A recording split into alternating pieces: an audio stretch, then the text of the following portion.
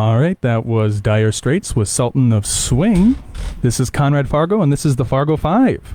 We are off to our first segment here, Fargo Famous. We have in the studio with us Matt Sorensen. Hi, Matt.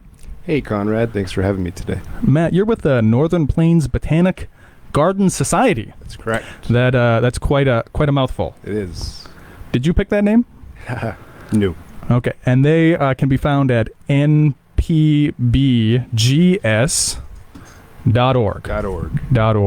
That's really exciting. We are going to first talk about you. So, Matt, you are from Fargo. I've lived in Fargo-Moorhead area for 15 or 16 years now. Yep, and grew up in Minnesota. Where in Minnesota did you grow up?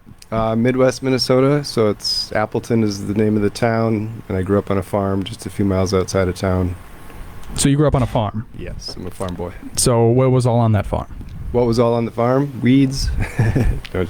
We had beef cattle, and occasionally through the years we also had sheep, chickens, hogs. We had wheat, corn, and soybeans. So have you seen that TV show? It's very popular, Yellowstone.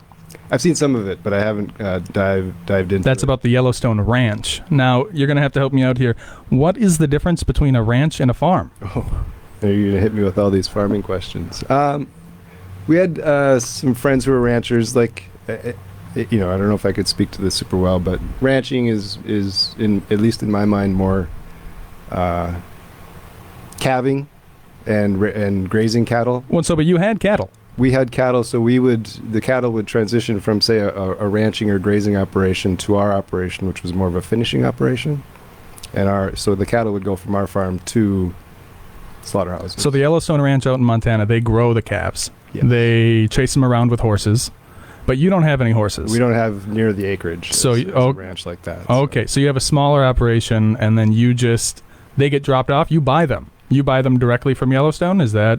Well, we never went that far to source our cattle. Okay, so it happens kind of more locally. Yeah. Okay, yeah. And so then you get them, and then you just finish them. My dad has some good stories from, farmers that were on the land prior to us. Yes. But, train stories and stuff like that.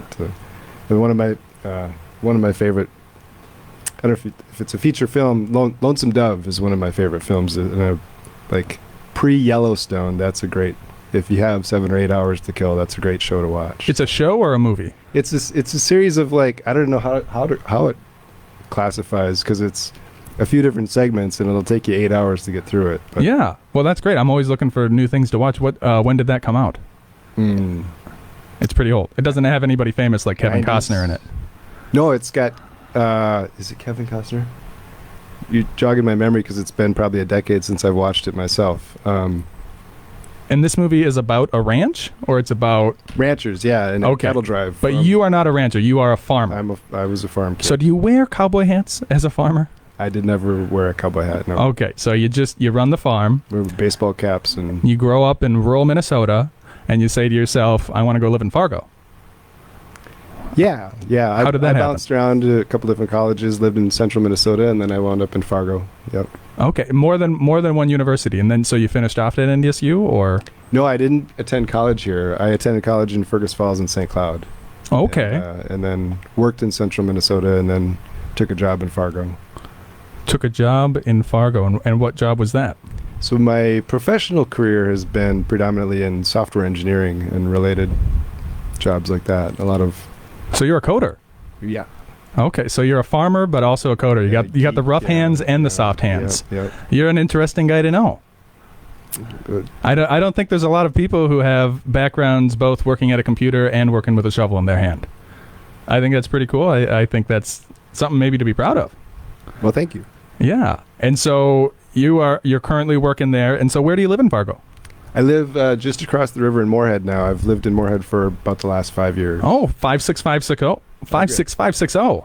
That's right. That zip code is like huge. Right across the bridge. I've got probably the best view of Fargo. Yeah. So. Okay. And the land is a little high there, so you're right across the bridge. Are you is it riverfront or? Yep, pretty close. Pretty close to the river.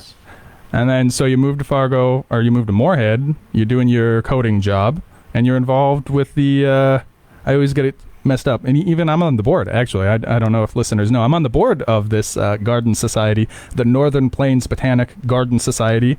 When did you get involved with them? And we thank you for being on the board. Yeah. I think I joined the board 5 years ago in 2018. Oh, wow. Roughly, yeah. So, yeah, it even surprises me how long it's been. That is a while. And, of course, as we all know, a whirlwind few years in the middle there. So. Yes. Well, yeah, the last few years have been crazy. Well, believe it or not, that is our first 5 minutes. How did that go by? Good. Was that stressful? I know this is your first time on radio. You've never been on radio before. Are you enjoying yourself? Yes. It's going all right so far. Yes. Thanks for having me. Yeah. We're going to come back. We're going to talk about Fargo Fun. That'll be the event. But first, we are going to listen to Dancin' in the Moonlight.